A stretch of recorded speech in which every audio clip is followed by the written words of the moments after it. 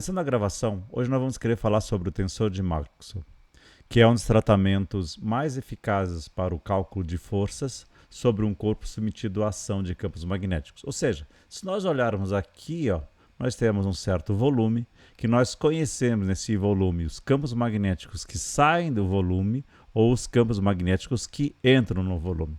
E para poder calcular a força, nós definimos uma superfície que envolve essa força.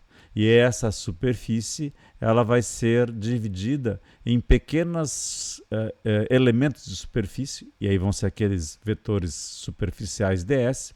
Então, o que a gente conhece, então, em cada um desses ds, a gente conhece o sentido do campo magnético e a sua intensidade, bem como também nós sabemos para onde aponta esse vetor ds, que vai sendo variável conforme a gente anda sobre essa superfície do volume. Então aqui ele está dizendo exatamente isso, é um corpo situado no ar e o campo magnético é conhecido em toda a superfície do volume. Então esse campo magnético ele envolve a superfície do volume, ela envolve todo o volume, e esse vetor ds representa essa parcela elementar de superfície.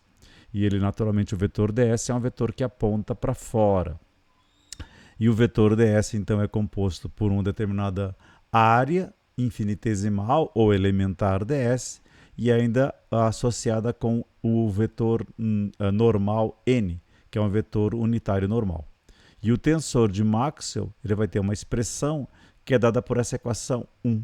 df é igual a menos μ0 sobre 2 h ao quadrado ds, vetor ds, mais, então esse h aqui é o módulo do campo magnético, e esse vetor aqui é vetor h, produto escalar ds, produto escalar, no fim das contas vai ser um produto escalar aqui, o campo magnético h. E aqui, então, sobre a forma dessa densidade superficial de força, que a gente pega esse vetor ds e divide por df, então fica um vetor df, que é um vetor elementar df sobre essa superfície ds, então por isso que é uma forma de densidade superficial de força, vira menos μ0 h n dividido por 2 mais μ0 h vezes o vetor unitário normal n, produto escalar esse campo magnético h vetor. E aí, então, agora integrando 1, que é essa equação aqui agora, sobre uma superfície S de V, obtém-se a força total atuando sobre o centro de gravidade do corpo.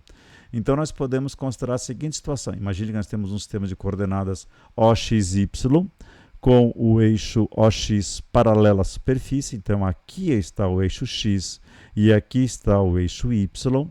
E aí nós consideramos a existência de um certo vetor ds, que é uma superfície elementar. Aí nós conhecemos o campo magnético H, que ele é decomposto então nas componentes Hx mais Hy, e nós temos o vetor normal unitário, n, que é no mesmo sentido do vetor ds. Então, com o ds tão pequeno quanto o h ou seja, como o ds é muito pequeno, o campo magnético H ele é considerado constante sobre essa superfície ds. Então, pode escrever as seguintes igualdades. Nesse caso aqui especificamente, o vetor n é igual ao vetor j, que é o vetor unitário no sentido do eixo OX. O campo H, vetor, ele pode ser decomposto em HXI mais HYJ. E o vetor df, que é justamente aquela expressão aqui obtida do 1, ele vai ser uma parcela de df, então vai ser um dfxi mais um dfyj, que é a equação 3.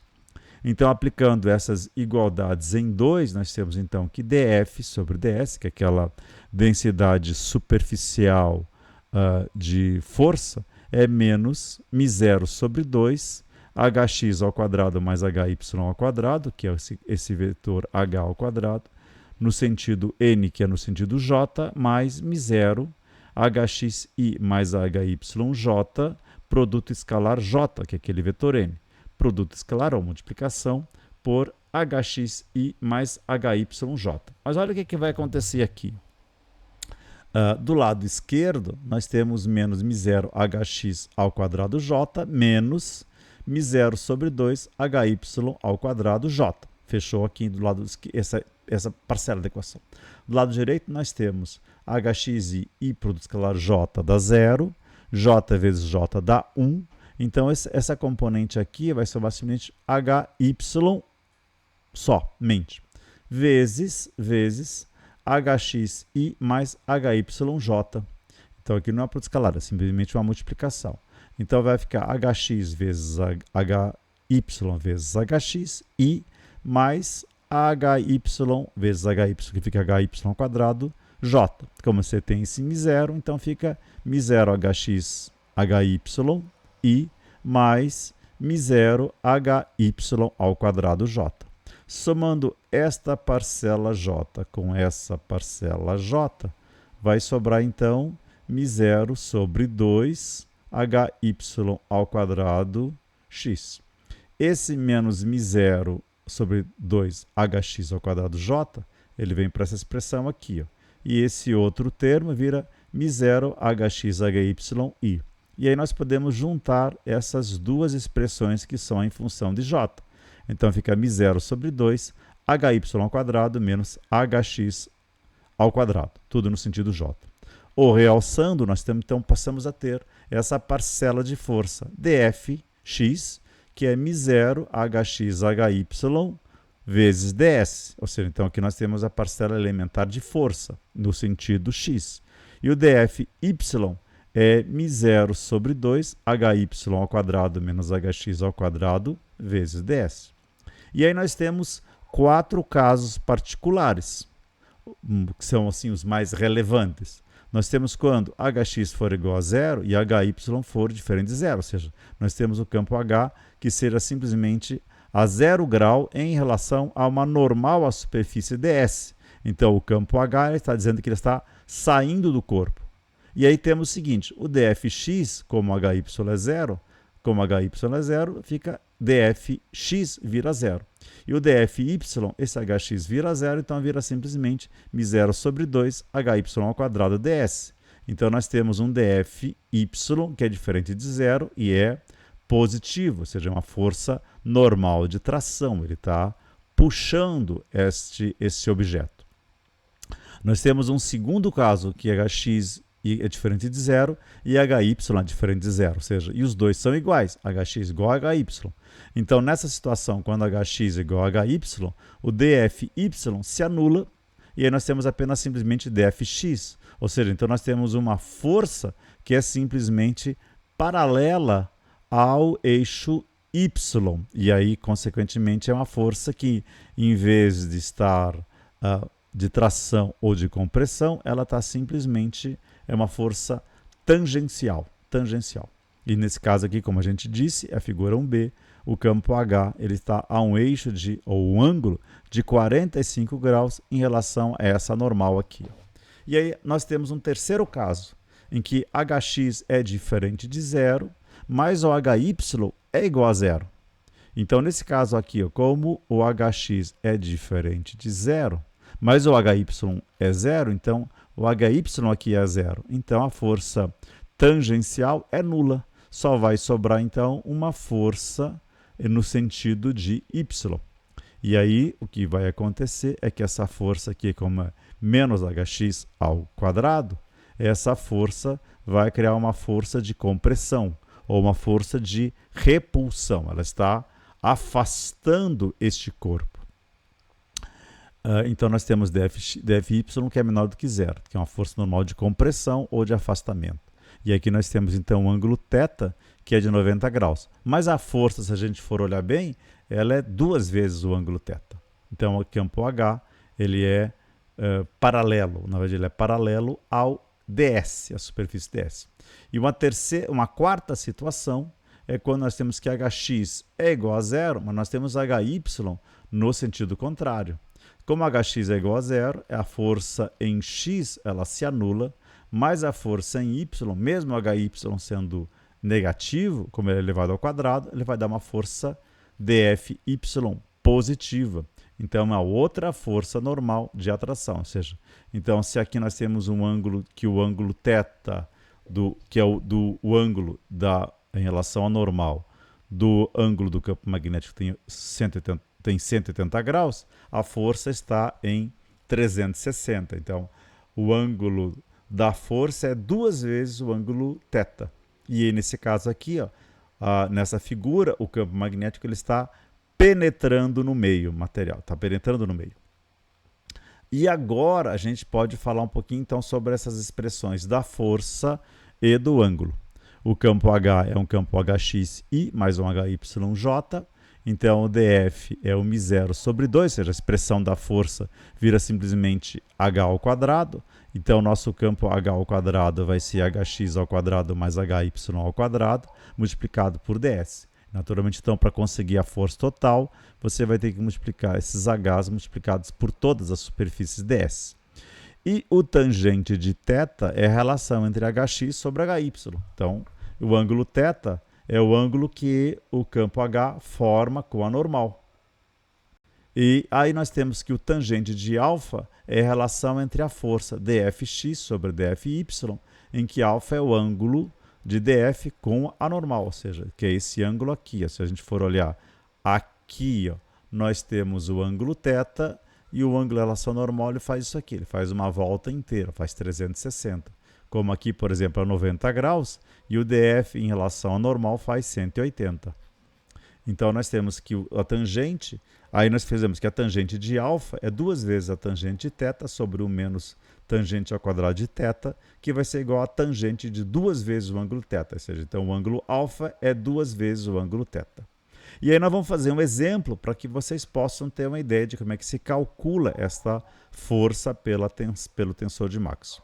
Então aqui nós temos um circuito magnético, que ele é composto por 2 parcelas. Essa parcela aqui e essa parcela aqui ó, é o material ferromagnético, onde o μ do ferro, ou seja, a permeabilidade magnética do ferro, é muito alta.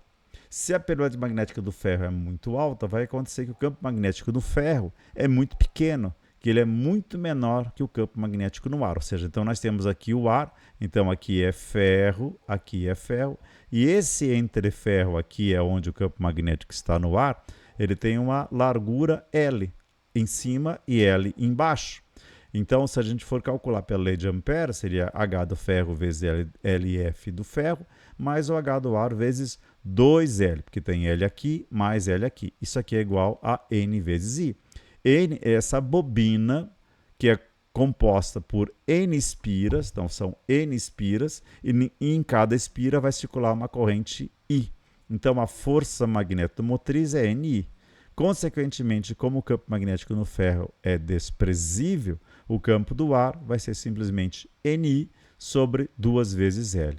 E aí, com valores, a gente sabe, estou dizendo que aqui, ó, o Ni, nesse caso aqui, vale 300 e o entreferro vale 2 milímetros. Então, o campo magnético no ar, vai ser 300 dividido por 2 vezes 2L, 2 vezes 2 vezes 10 a menos 3. Como aqui é 4 vezes 10 a menos 3, dá 300 mil dividido por 4, dá 75 mil ampere-espira por metro. Então, esse é o campo magnético. Aí depois a gente vai apresentar, então, qual vai ser o valor da força.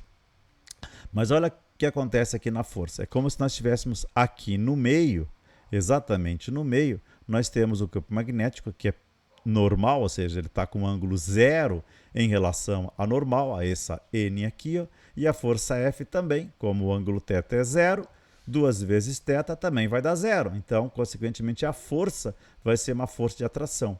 Do outro lado aqui, ó, vai ser o contrário, mas daí nós temos um campo magnético que está entrando, um ângulo de 180, e a força vai dar 360. Então, nesse caso aqui, a força está fazendo com que essa peça seja atraída por esse circuito magnético. E aí o que acontece aqui com a força, para a gente terminar? Não é expresso, mas imagine que esse circuito magnético tem uma certa profundidade aqui. Ó. Então, esta área, ela tem uma certa área transversal. Ou seja, por onde o campo magnético atravessa toda a área dessa superfície transversal. E essa superfície a gente define aqui como tendo 4 centímetros quadrados. Como a gente tem que transformar para metros, essa superfície fica 4 vezes 10 a menos 2 ao quadrado, que fica 4 vezes 10 a menos 4. Só tem o campo magnético no sentido Y ou no sentido X, como você prefira. Então o campo magnético, como a gente calculou que vale 75 mil amperes-pira, você tem que elevar ao quadrado. E a superfície S, que a gente considera então o campo magnético é constante em toda esta área, o campo magnético é 75 mil ao quadrado, multiplicado pela área. Na verdade, aqui nós temos duas vezes a área, porque tem uma área S aqui e tem uma outra área S aqui no entreferro 2. Então, são duas vezes a superfície total. E a superfície total vale 4, então você tem que multiplicar por 2. Mas como é μ0 sobre 2, então esse 2 corta com 2. E aí o μ0, como a gente já tinha visto antes, vale 4π vezes 10 na menos 7. Então, fazendo a força total, vai ser 4π vezes 10 a menos 7, que multiplica 75 mil ao quadrado, vezes 4 vezes 10 a menos 4 metros quadrados. Após somar tudo, a força vai dar 2,83 newtons. E aí você pode usar esse tipo de cálculo para você saber quanto vale a força, e o que a gente vai querer fazer aqui é o processo inverso lá no nosso exercício. Você tem, a partir então da força, que tem uma massa de 115 quilos, 115 quilos, porque essa é a massa, então com essa massa multiplicada pelo g da gravidade, que é 9,8 vezes 10 na menos 9,83 metros por segundo ao quadrado, então você consegue saber qual é o peso daquele material que vai ser suportado pelo ímã. Então, com isso, você consegue ter uma ideia de qual é o campo magnético criado pelo ímã. E aí, depois, para você obter uma indução remanente, que eu vou falar depois o que é isso, numa próxima aula, nós temos o quanto vale o BR, que vai dar em torno de 1 Tesla, lá no nosso problema. Tá bom, gente?